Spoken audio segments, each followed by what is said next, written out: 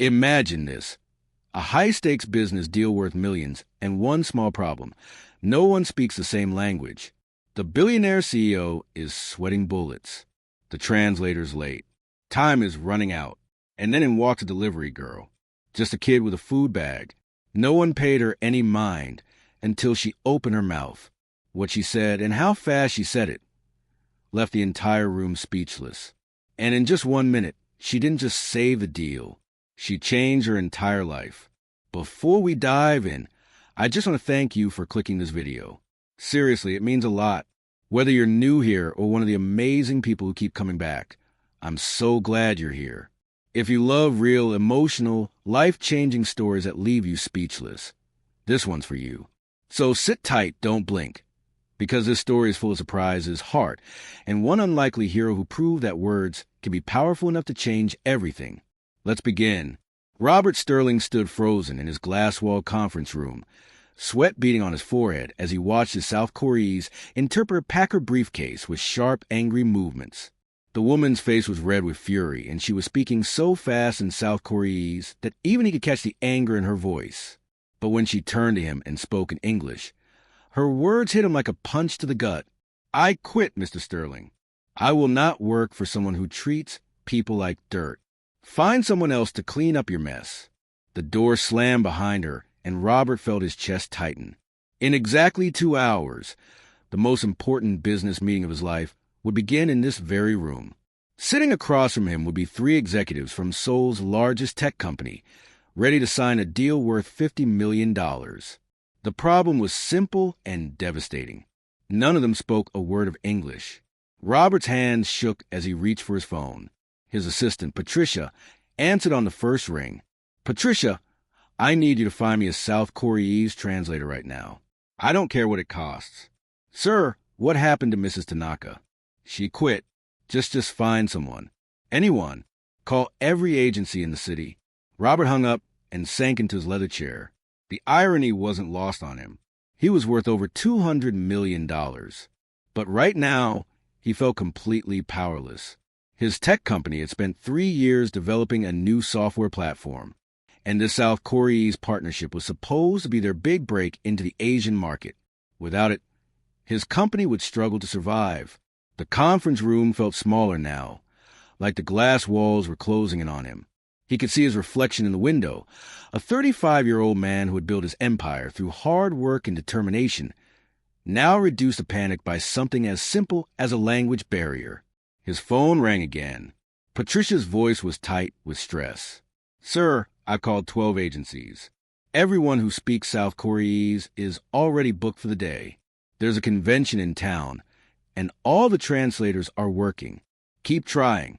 Call agencies in other cities. Offer double their usual rate." "I already did, sir. The closest available translator is in Chicago, and they can't get here until tomorrow." Robert felt his world crashing down around him.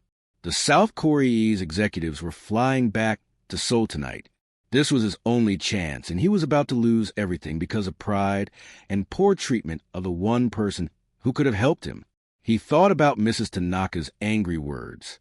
She had been right. He had treated her poorly, always rushing her, never saying thank you, acting like she was just another piece of office equipment. Now his attitude had cost him everything. The minutes ticked by like hours. Robert tried to think of alternatives, but his mind kept going blank. He could try to postpone the meeting, but the South Koreanese executives had made it clear that today was their only available day. He could try to communicate through gestures and basic phrases, but business deals require precise language and cultural understanding. His phone buzzed with a text from his business partner. "How's the prep going for the big meeting?" Robert couldn't even bring himself to respond. How could he explain that his company's future was slipping away because he couldn't find someone to translate for him? His employees were counting on this deal without it. He would have to lay off half his staff. The conference room door opened, and Patricia walked in with a stack of papers. Her face was grim. "Sir, I've called every agency within a 3-hour drive. I've posted emergency requests on freelancer websites. I've even called the local universities to see if any professors are available." She paused, her voice dropping. "There's nobody, Mr. Sterling. Everyone who speaks South Koreese is already committed today. Robert felt a sharp pain in his chest. He had never experienced a panic attack before, but he was pretty sure this was what one felt like. His breathing became shallow, and the room started to spin slightly. "What about online translation services?" he asked desperately. "For a $50 million deal. Sir, you need someone who understands business terminology and cultural nuances. This isn't something Google Translate can handle." Patricia was right, and Robert knew it. South Korea's business culture was complex, full of subtle meanings and unspoken rules. One wrong phrase could kill the entire deal. He looked at his watch. 1 hour and 20 minutes until the meeting. The South Korea's executives were probably already at their hotel preparing their presentation.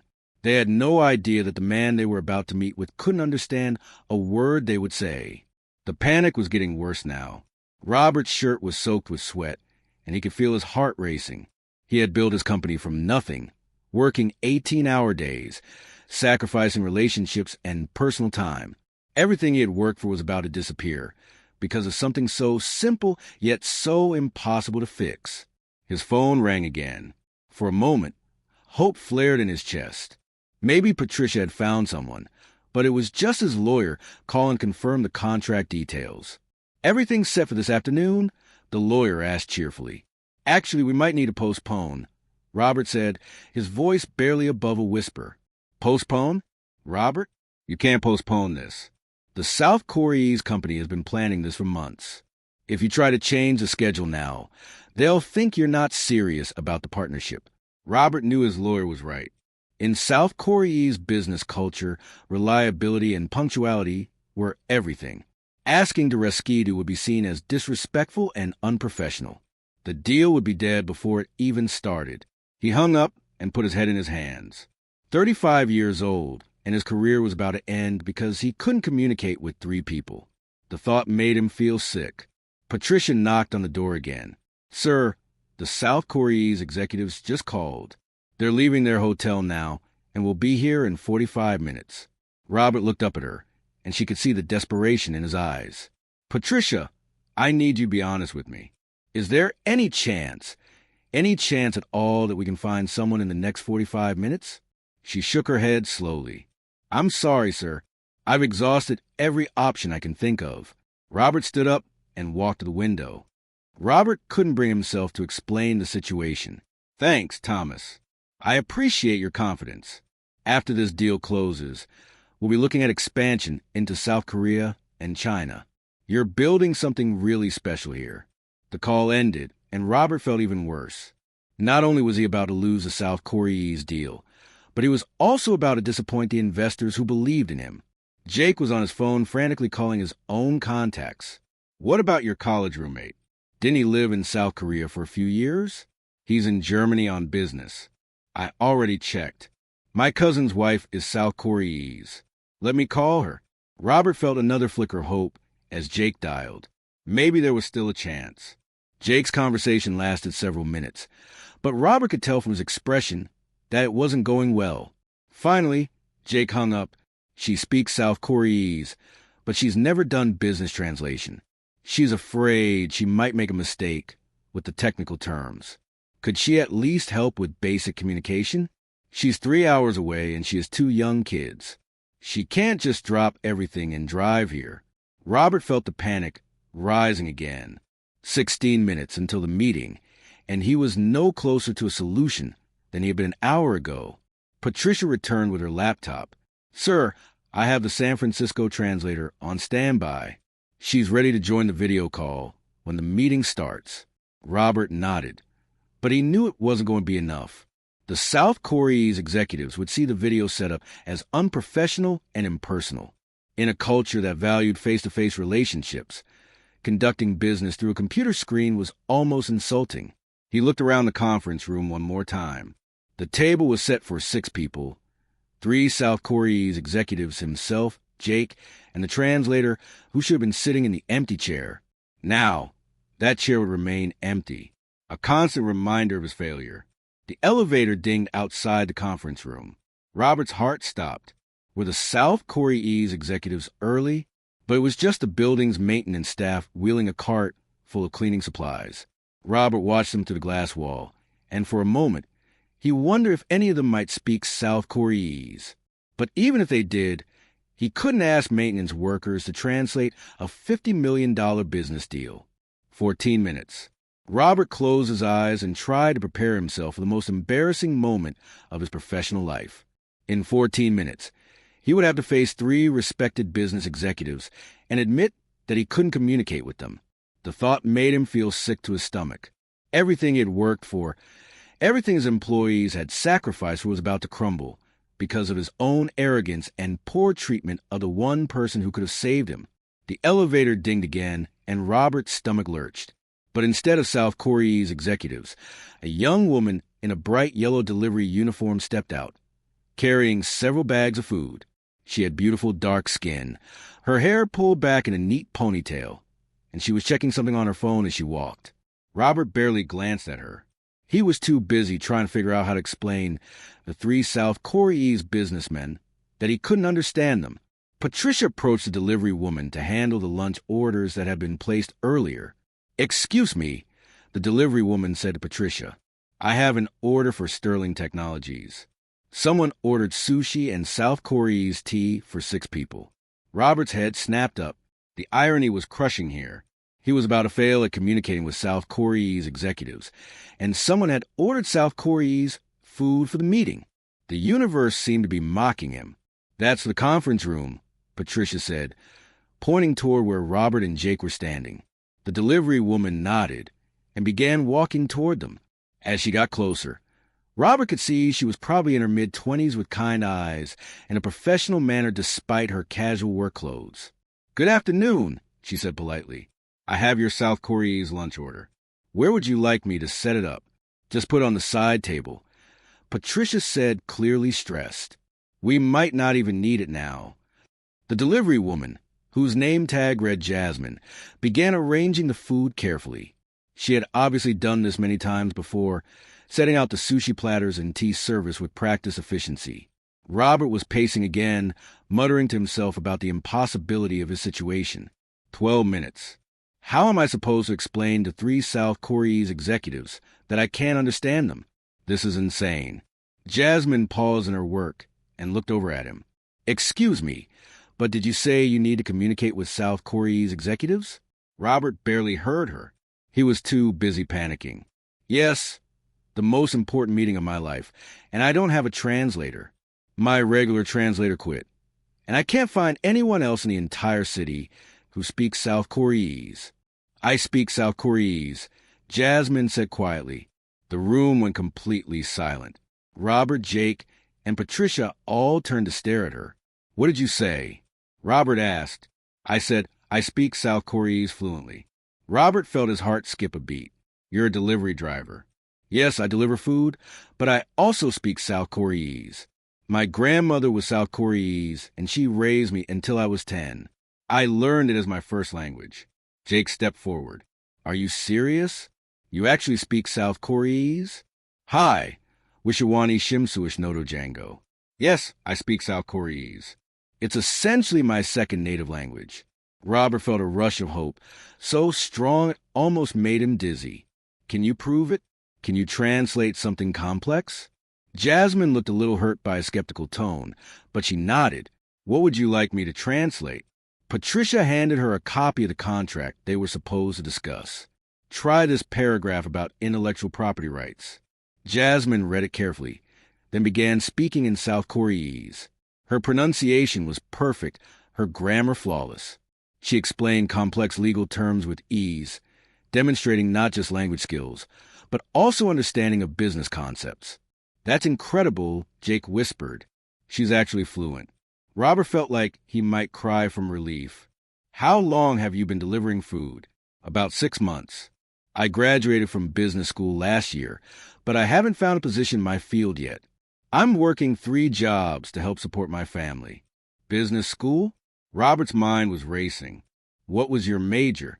"International business with a focus on Asian markets. I wrote my thesis on South Korea's corporate culture." Robert looked at Jake, who was grinning from ear to ear. The solution to their problem had literally walked to the door carrying lunch. Jasmine, I need to ask you something, and I know it's going to sound crazy. Would you be willing to help me with a business meeting right now? It starts in 10 minutes. Jasmine looked confused. I'm working. I have 5 more deliveries to make. I'll pay you $1,000 to stay here for 2 hours. Jasmine's eyes widened.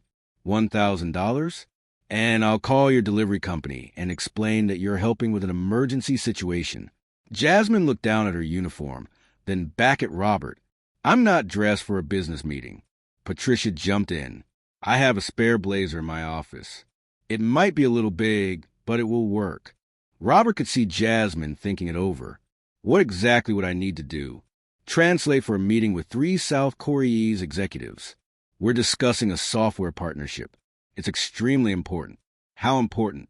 Jake answered this time. $50 million important and about 20 jobs important.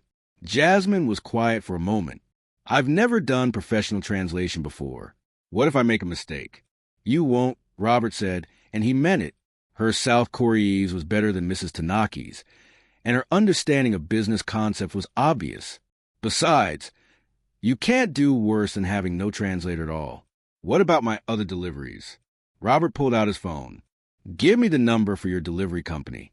I'll pay for all the orders you can't deliver and explain that you're helping with an emergency. Jasmine hesitated. This is really strange. I came here to deliver sushi, and now you're asking me to translate $1 million business deal. 50 million, Jake corrected. And yes, it's strange, but sometimes the best solutions come from the most unexpected places. Robert looked at his watch. 8 minutes. Jasmine, I know this is a lot to ask, but I'm desperate. My entire company depends on this meeting, and you're the only person who can help me. Jasmine looked around the conference room, taking in the expensive furniture and the view of the city. If I agree to help, what happens after the meeting? What do you mean? I mean, do I go back to delivering food while you go back to being a billionaire? Robert was taken aback by the question. I don't know. I haven't thought that far ahead. I have a bachelor's degree in business and a master's in international relations. I speak 3 languages fluently, but I'm delivering food because no one will give me a chance to prove myself in the business world. Robert felt a pang of guilt.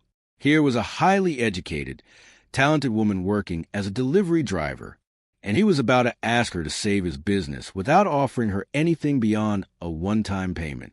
If you help me today, he said slowly, I promise I'll help you find a position that matches your qualifications in your company. If that's what you want. Yes? Jasmine looked at Patricia, who nodded encouragingly. He's a good boss when he's not panicking, and he keeps his promises. Okay, Jasmine said, finally I'll help you. But I need that blazer, and I need 5 minutes to review any materials you have about the deal. Robert felt like he could breathe again for the first time in hours. Patricia, get the blazer. Jake, give her our presentation materials. And Jasmine, he paused, looking at this young woman who had just saved his career. Thank you. You have no idea what this means to me. Jasmine was already reading through the contract, her brow furrowed in concentration. This is actually a really good deal for both companies. The South Korean executives should be impressed. If we can communicate with them, Robert said. Oh, we can communicate with them, Jasmine said confidently. That's not going to be a problem. For the first time in hours, Robert believed her. As Patricia returned with a blazer, and Jake helped Jasmine review the presentation materials, Robert felt his panic finally beginning to subside. In 5 minutes, the most important meeting of his life would begin. And thanks to a delivery driver who happened to speak South Korean, he actually had a chance of success. Jasmine slipped into Patricia's navy blazer, which was indeed a bit large, but still looked professional. She had quickly pinned her hair up in a more formal style and was now standing at the head of the conference table, reviewing the presentation materials one last time. Okay, she said, looking up at Robert. I've read through everything, the software platform, the licensing agreements, the profit-sharing structure. I understand what you're trying to accomplish. Robert nodded, but he was still nervous. Jasmine, I have to be honest with you. These aren't just any South Korean executives. They're from Yamamoto Industries, one of the largest tech companies in Seoul. They're extremely formal, very traditional in their business approach. I understand South Korea's business culture, Jasmine said calmly. My grandmother taught me about respect, hierarchy, and proper protocol. I won't embarrass you. Jake was looking out the window. I can see their car pulling up now. Black sedan, 3 men in suits. Robert felt his heart rate spike again. Are you sure about this, Jasmine? There's still time to set up the video call with the translator in San Francisco. Mr. Sterling, Jasmine said, and her voice was firm but kind.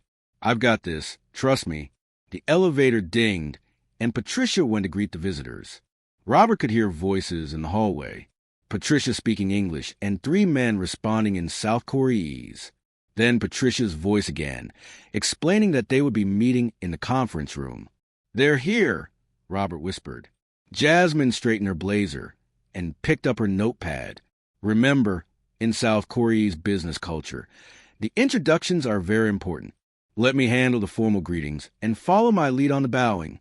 The conference room door opened and Patricia entered with 3 South Koreese men in impeccably tailored suits. They were all middle-aged with serious expressions and briefcases.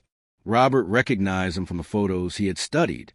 Mr. Yamamoto, the company president, Mr. Sato, the head of international development, and Mr. Tanaka, the technical director. Jasmine stepped forward and bowed deeply. Yamamoto Sano Tanaka sent welcome to Sterling Technologies. I am Jasmine Washington, and I will be serving as your translator today. She spoke in perfect South Koreese, her pronunciation flawless and her tone respectful. The 3 men looked surprised but pleased. Mr. Yamamoto responded in South Koreese, and Jasmine listened carefully before turning to Robert. Mr. Yamamoto says they are honored to be here and are looking forward to learning about your software platform. He also says they are impressed that you have provided a translator who speaks such beautiful South Koreese. Robert felt a wave of relief. Please tell them that we are honored to have them here and that we've been looking forward to this meeting for months. Jasmine translated, and the South Koreese executive smiled and nodded.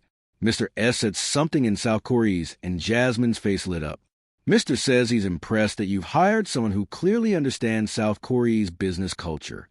He can tell from my greeting that I was properly trained. Robert realized he was witnessing something special. Jasmine wasn't just translating words. She was translating meaning, context, and cultural nuances. She was doing exactly what Mrs. Tanaka had done, but with a warmth and enthusiasm that even the South Koreese executives seemed to appreciate. Please, gentlemen, have a seat. Robert said, we prepared a presentation that we hope will interest you. As Jasmine translated, the executives took their seats. Mr. Yamamoto was directly across from Robert with Mr. Sad and Mr. Tanaka on either side. Jasmine sat at the side of the table where she could see everyone clearly. Robert began his presentation, explaining the software platform that his company had developed. Every few sentences, he would pause to let Jasmine translate. Her South Koreese was smooth and confident, and she was clearly conveying not just his words, but his enthusiasm for project. But then Mr. Tanaka asked a technical question that made Robert's heart sink. The question was long and complex, full of technical terms that Robert wasn't sure any translator could handle properly. Jasmine listened carefully, taking notes as Mr. Tanaka spoke. When he finished, she turned to Robert. Mr. Tanaka is asking about the scalability of your database architecture.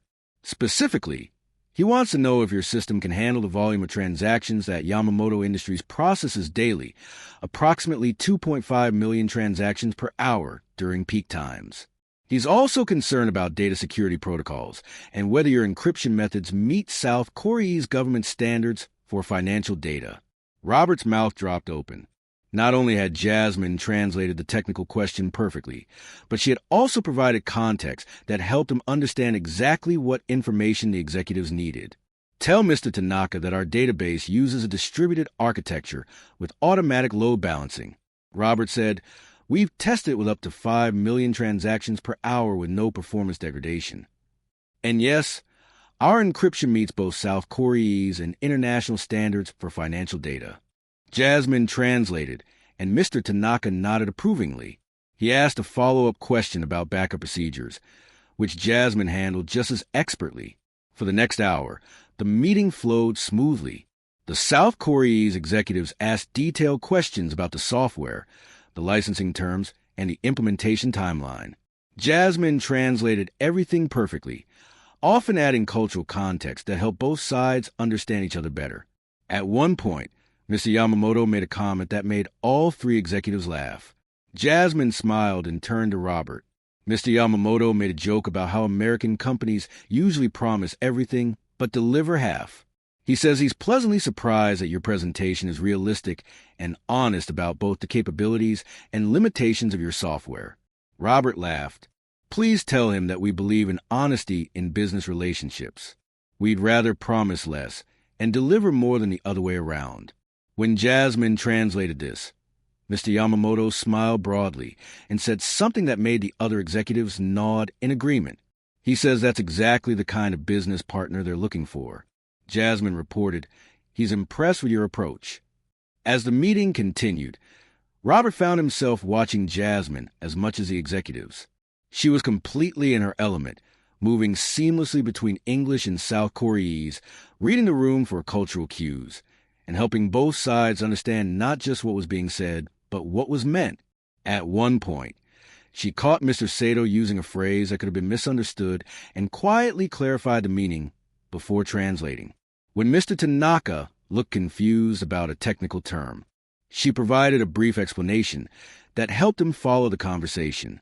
She's incredible, Jake whispered to Robert during a brief break. She's not just translating, she's facilitating. Robert nodded.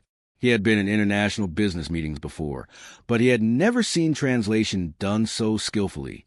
Jasmine was making the conversation flow naturally despite the language barrier. When the formal presentation ended, Mr. Yamamoto asked if they could have a few minutes to discuss the proposal among themselves. Robert and Jake stepped out of the conference room, leaving Jasmine with the three executives. Do you think it's going well? Robert asked. Better than well, Jake said. They're engaged. They're asking good questions, and they seem genuinely interested in the partnership. All thanks to Jasmine, Robert said. I can't believe she was delivering food this morning. Through the glass wall, they could see Jasmine chatting with the executives. She was laughing at something Mr. S. had said, and the atmosphere in the room looked relaxed and friendly. I think she's talking to them about more than just business, Jake observed.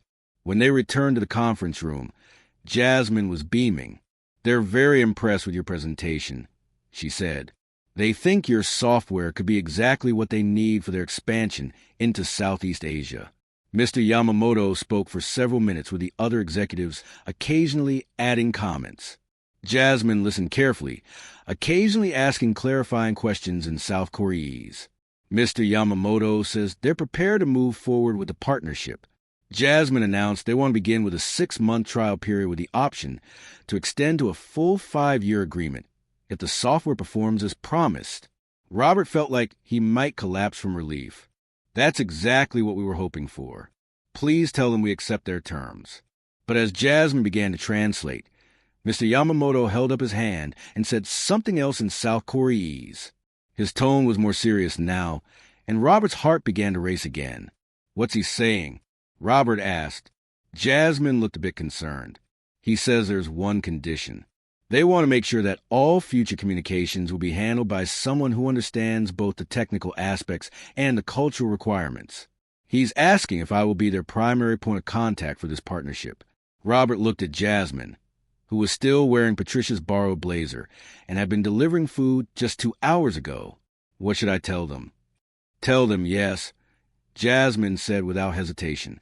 I mean, if you're serious about that job offer you made earlier, Robert realized that this was the moment that would define not just a business deal, but potentially both of their futures. He looked at this young woman who had saved his company and was now being specifically requested by one of South Korea's largest corporations. Jasmine, he said carefully, I want to offer you a position as our Director of International Relations with a starting salary of $90,000 plus benefits. Your primary responsibility will be managing our relationship with Yamamoto Industries and helping us expand into other Asian markets. Jasmine's eyes widened. Are you serious? I've never been more serious about anything in my life. She turned to the South Korean executives and spoke in their language. Mr. Yamamoto smiled and responded enthusiastically. The other executives nodded their approval. "They're very pleased," Jasmine said. "Mr. Yamamoto says he looks forward to working with me, and he's impressed that you make such quick and decisive business decisions." The rest of the meeting flew by in a blur of handshakes, bows, and exchanged business cards. The South Korean executives agreed to send a technical team to begin the integration process within 2 weeks. Robert agreed to provide detailed documentation and training materials, and Jasmine agreed to coordinate everything starting immediately. As the executives prepared to leave, Mr. S said something to Jasmine that made her blush and smile. "What did he say?" Robert asked. "He said, I have a bright future in international business, and that Yamamoto Industries is lucky to have found such a skilled communicator." After the executives left, the conference room fell silent. Robert, Jake, Patricia, and Jasmine all looked at each other, barely believing what had just happened. "Did we just save the company?" Jake asked. "We did more than that," Robert said. "We just secured our future for the next 5 years. He turned to Jasmine. "I need to ask you something. Why didn't you tell me about your business background when you first offered to help? You let me think you were just a delivery driver." Jasmine was quiet for a moment because that's how people see me. I've been to dozens of job interviews where they looked at my resume and were impressed, but the moment they met me, they made assumptions about what I could do.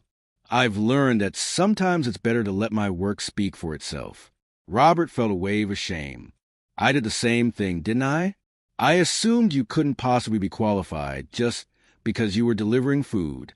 "Most people do," Jasmine said simply, "but you gave me a chance to prove myself, and that's more than most people do." Patricia spoke up. "Jasmine, you were amazing in there. I've seen a lot of business meetings, and I've never seen anyone handle translation and cultural mediation like that. My grandmother always taught me that communication is about more than just words." Jasmine said it's about understanding what people really mean and helping them connect with each other. Robert walked over to the window and looked out at the city. "Jasmine, I want to be completely honest with you. 2 hours ago, I was about to lose everything. My company, my employees, jobs, my reputation. You didn't just translate for me. You saved my entire career, and you gave me the opportunity I've been waiting for," Jasmine replied. "I think we helped each other." Jake was grinning from ear to ear. This is like something out of a movie. The delivery driver who saves the day and gets the job of her dreams. "It's not a movie," Robert said. "It's real life. And sometimes real life surprises you in the best possible way." Jasmine looked around the conference room one more time. "So, I guess I should call my delivery company and tell them I quit." "I guess you should," Robert said. "But first, let me call my lawyer and have him draw up your employment contract. I want to make this official as quickly as possible." As Patricia began making calls to set up Jasmine's new office, and Jake started planning the integration with Yamamoto Industries, Robert found himself thinking about how quickly everything had changed. This morning, he had been a successful but arrogant businessman who treated people poorly. Tonight, he was still successful, but he was also humbled and grateful. And it was all because a young woman with a delivery uniform and a brilliant mind had walked into his office at exactly the right moment. The next morning, Robert arrived at the office to find Jasmine already at her new desk, which Patricia had hastily set up in the office next to his. She was wearing a professional gray suit and was on the phone speaking in South Korean. "Good morning," Robert said when she hung up. "Early start." Mr. Yamamoto called at 7 a.m. Jasmine said he wanted to discuss the timeline for the technical team's visit. "I think he's as excited about this partnership as we are." Robert poured himself coffee from a machine Patricia had installed in Jasmine's office. "What did he say?" "They want to move faster than originally planned. Instead of 2 weeks, they want to send their team next week. They're also interested in expanding the partnership to include their subsidiary companies in South Korea and Singapore." Robert nearly choked on his coffee. "Are you serious?" "Very serious." Mr. Yamamoto said that yesterday's meeting was the most productive international business discussion he's had in years. He wants to capitalize on the momentum. "That's incredible. What did you tell him?" I told him we'd be ready for his team whenever they want to come. I hope that was okay. Robert sat down across from her desk. Jasmine, I need you to understand something. You have complete authority to make decisions about this partnership. I trust your judgment completely, even though I've been on the job for less than 24 hours, especially because you've been on the job for less than 24 hours. You've already accomplished more than most people do in their first year. Jasmine smiled. Thank you for trusting me. Over the next few days, Robert watched in amazement as Jasmine transformed from a delivery driver into a polished international business professional. She coordinated with the South Korea's technical team, arranged for translators for the engineers who didn't speak English, and set up a comprehensive schedule for the integration process. But more than that, she was helping Robert understand aspects of South Korea's business culture that he had never considered. She explained the importance of group consensus in South Korea's decision-making, the significance of saving face in business relationships, and the value of long-term thinking over short-term profits. In American business, she said during one of their morning meetings, we tend to focus on individual achievement and quick results. But South Korea's companies think in terms of decades, not quarters. They're not just buying our software. They're investing in a long-term relationship.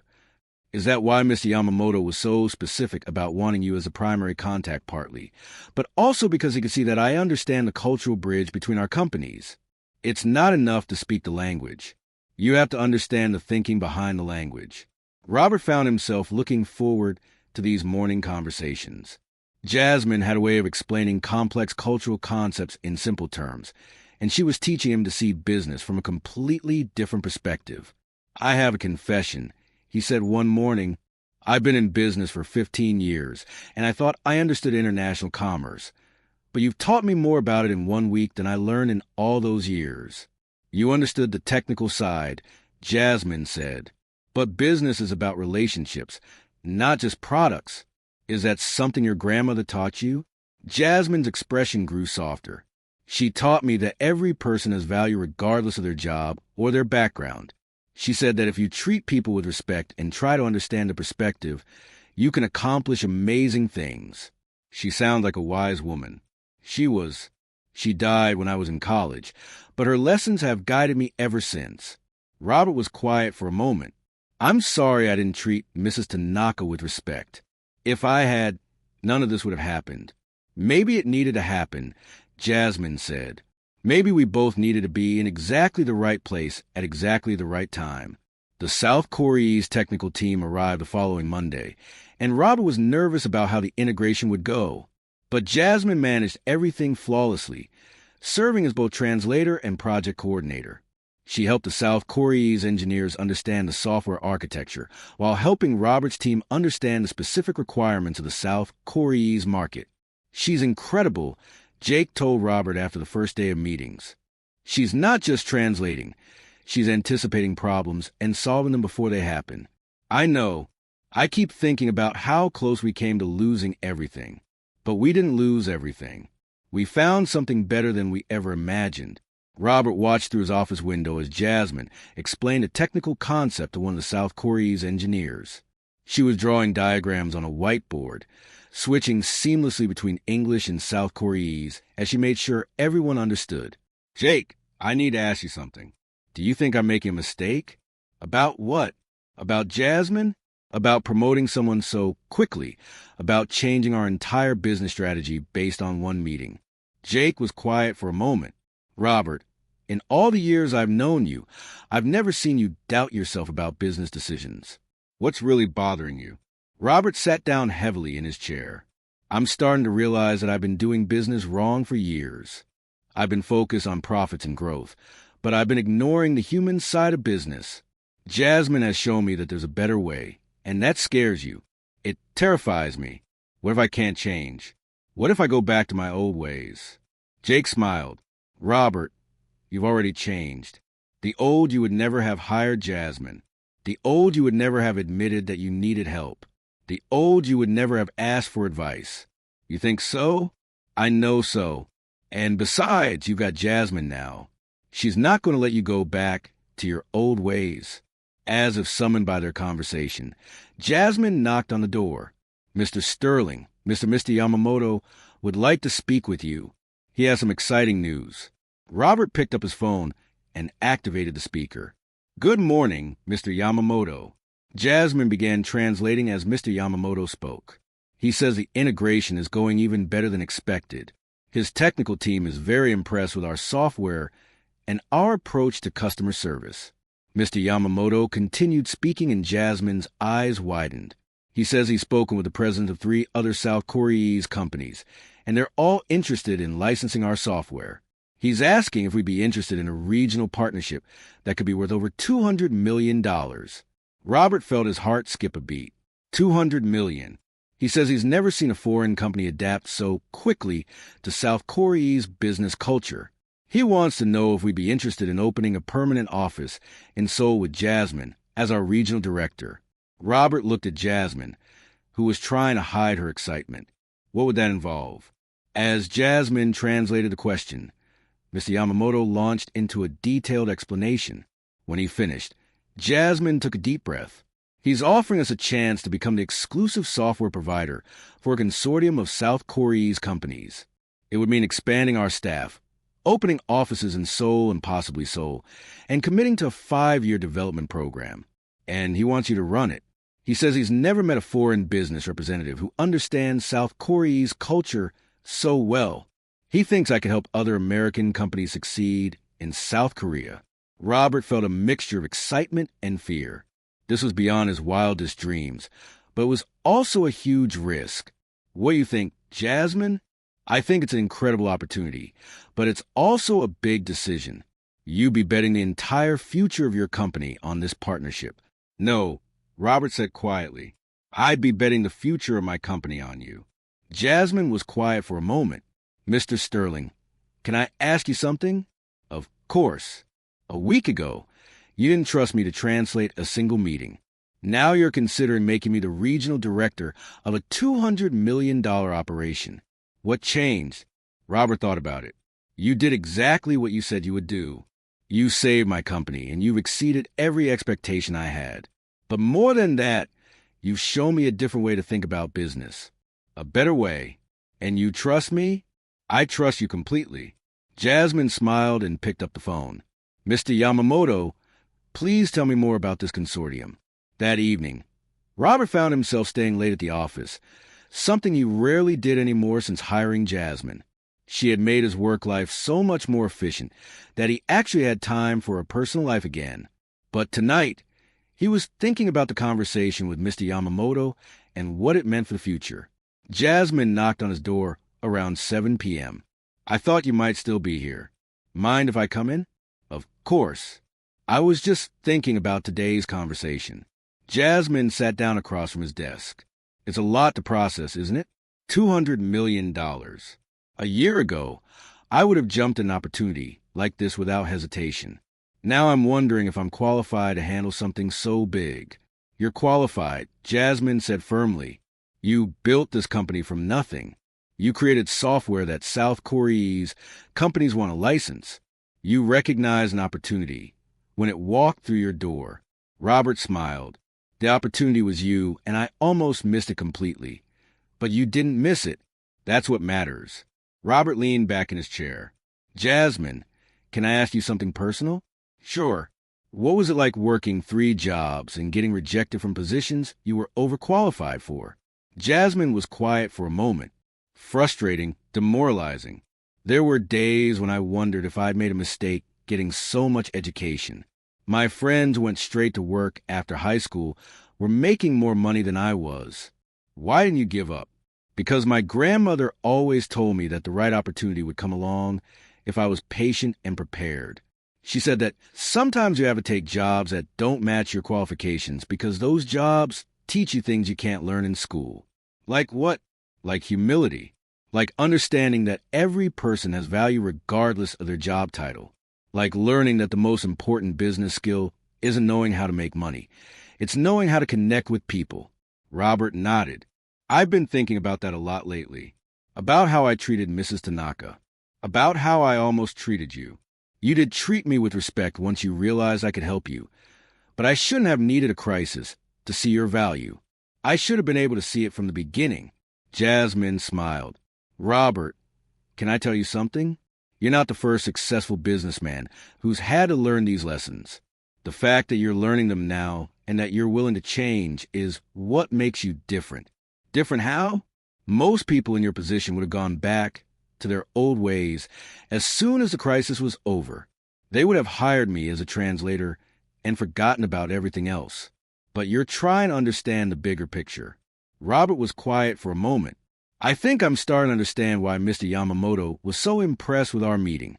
It wasn't just about the software, was it? No, it wasn't. South Korea's business culture values long-term relationships and mutual respect.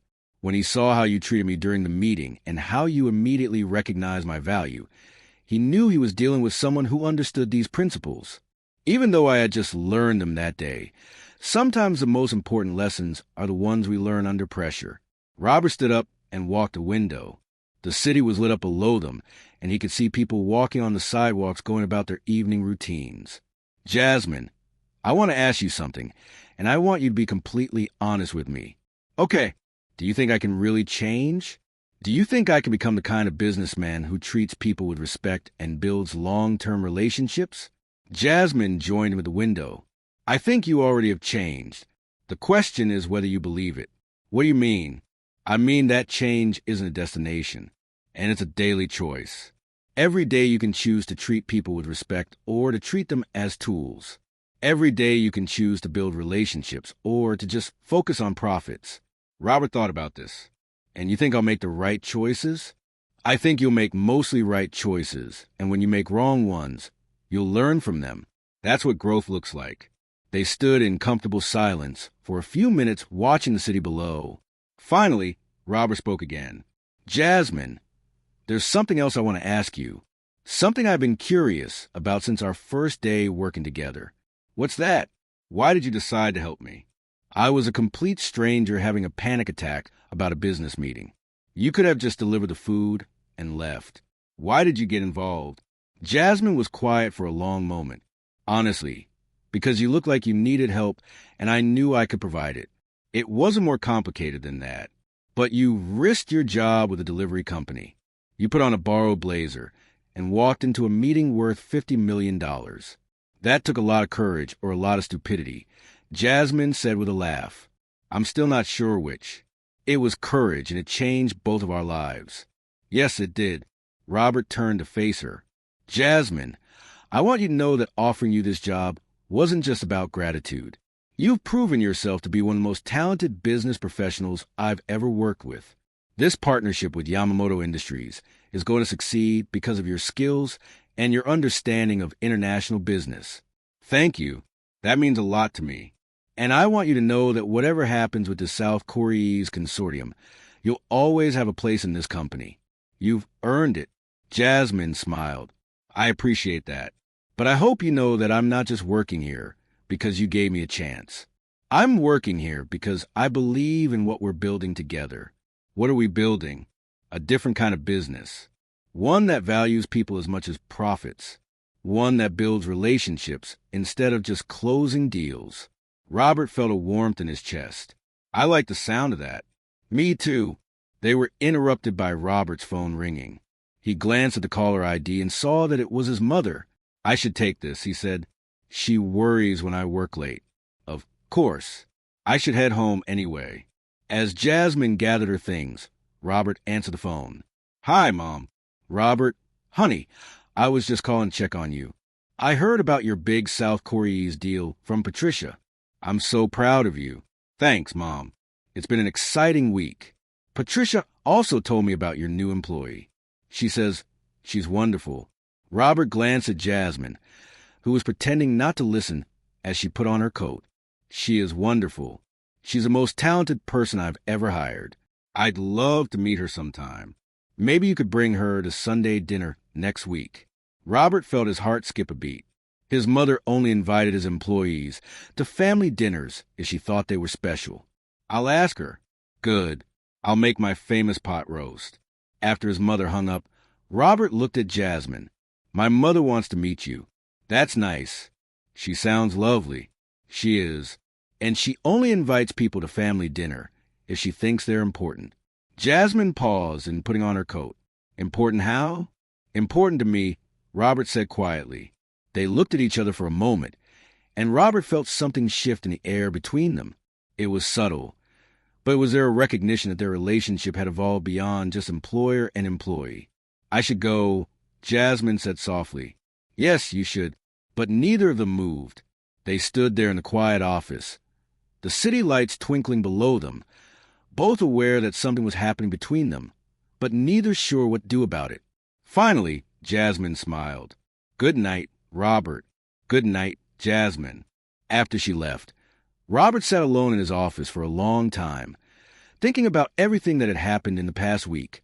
He had gained a business partner, expanded his company internationally, and discovered a different way of thinking about success. But more than that, he had met someone who challenged him to be better than he had ever been before. Someone who saw potential in him that he hadn't even known existed. And if he was being honest with himself, someone he would start to care about in ways that went far beyond business. The next morning, Robert found himself arriving at the office early, something that had become a habit since Jasmine started working there. He told himself it was because he wanted to review the South Korea's consortium proposal, but the truth was that he looked forward to their morning conversations. Jasmine was already at her desk when he arrived, and she looked up with a smile that made his heart skip a beat. Good morning. I have news about the consortium. Good news or bad news? Very good news. I spoke with Mr. Yamamoto this morning, and he's arranged for us to meet with consortium executives next month in Seoul. All 5 companies want to hear our proposal. Robert felt a surge of excitement. That's incredible. How many people are we talking about? About 20 executives total. It will be a 3-day series of meetings with formal presentations and cultural events. Cultural events, traditional South Korea's dinner, tea ceremony, and a visit to a technology center. It's their way of getting to know us as people, not just as business partners. Robert sat down across from her desk. Jasmine, I need to be honest with you. I've never been to South Korea, and I don't know anything about South Korea's cultural events. I'm going to need you to guide me through everything. That's why I'm here, she said with a smile. But Robert, there's something else we need to discuss. What's that? The consortium is offering us something beyond just a software licensing deal. They want to create a joint venture, a new company that will be half American, half South Korea's. We would provide the technology, and they would provide the market access and cultural expertise. Robert felt his pulse quicken. What kind of numbers are we talking about? Initial investment of $100 million with projected revenues of $500 million over the first 3 years. Robert stared at her. Are you serious? Completely serious. But there's a catch. What kind of catch? They want the new company to be headquartered in Seoul with you as the American president and me as the cultural liaison. We would need to relocate to South Korea for at least 2 years. Robert felt like the room was spinning. Move to South Korea? I know it's a lot to ask. You have your life here, your family, your other business interests. What about you? What do you think about moving to South Korea? Jasmine was quiet for a moment. Honestly, it's a dream come true. I've always wanted to work in international business, and this would be the opportunity of a lifetime. But I don't want to push you into something you're not comfortable with. This is your company, your decision. Robert stood up and walked to the window. The city stretched out below him, the city where he had built his business, where his family lived, where his entire life was rooted. Can I ask you something, Jasmine? Of course. If I said no to this opportunity, would you be disappointed? I'd be disappointed for both of us, but I'd understand. And if I said yes, then I'd be excited and terrified and honored to take this journey with you. Robert turned back to face her. You said with me? Yes, I did. This partnership. It's not just about business anymore, is it? Jasmine met his eyes. No, it's not. They looked at each other for a long moment, both aware that they were crossing a line from professional to personal territory. Jasmine, I need to tell you something. This past week, working with you, learning from you, it's been the best week of my professional life. But more than that, it's been the best week of my personal life, too. Robert, I know it's complicated. I know there are issues with me being your boss, with the power dynamics, with the fact that we've only known each other for a week, but I can't ignore what I'm feeling." Jasmine was quiet for a moment. "What are you feeling?" "I'm feeling like I want to take this journey with you. Not just a business journey, but the personal one, too. I'm feeling like maybe we could build something together that's bigger than either of us could build alone." "Are you talking about the business or about us?" "Both." Jasmine stood up and walked over to where he was standing. "Robert, I need to be honest with you, too. I've been thinking about this all week, about what's happening between us, about whether it's real or just the excitement of everything that's been happening." "And what did you decide?" "I decided that it's real. At least it's real for me." Robert felt his heart racing. "So, what do we do about it?" "I don't know. I've never been in this situation before." "Neither have I." They stood close together, the morning sun streaming through the window behind them, both aware that they were at a crossroads that would determine not just their professional future, but their personal future as well. "Jasmine, I want to ask you something, and I want you to think carefully before you answer." "Okay?" "If we do this, if we move to South Korea together, if we build this business together, are you doing it because you want to be with me or because you want the career opportunity?" Jasmine smiled. "Can it be both?" "I suppose it can, but I need to know which one is more important to you." "Robert, a week ago, I was delivering food and wondering if I'd ever get a chance to use my education. Today, I'm being offered the opportunity to run a $500 million international business. Do you know how incredible that is?" "I do. But do you know what's even more incredible?" "What?" "The fact that I'm sharing this opportunity with someone who values me not just for what I can do, but for who I am." Robert felt a warmth spreading through his chest. "Is that a yes?" "That's a yes to the business opportunity. And it's a yes to exploring whatever this is between us. Even though it's complicated, especially because it's complicated. The best things in life usually are." Robert reached out and took her hand. "Jasmine, I want to promise you something. Whatever happens between us personally, I will never let it affect your professional opportunities. This business deal, this job, your career, none of that depends on what happens between us romantically." "I appreciate that. But Robert, I need to make you a promise, too." "What's that?" "I promise that whatever happens between us personally, I will never let it affect my professional performance. This business deal is too important, and too many people are counting on us. So, we're really doing this. We're really doing this." They stood there holding hands, both aware that they were about to embark on an adventure that would change their lives forever. The phone rang, interrupting the moment. "That's probably Mr. Yamamoto," Jasmine said, glancing at the caller ID.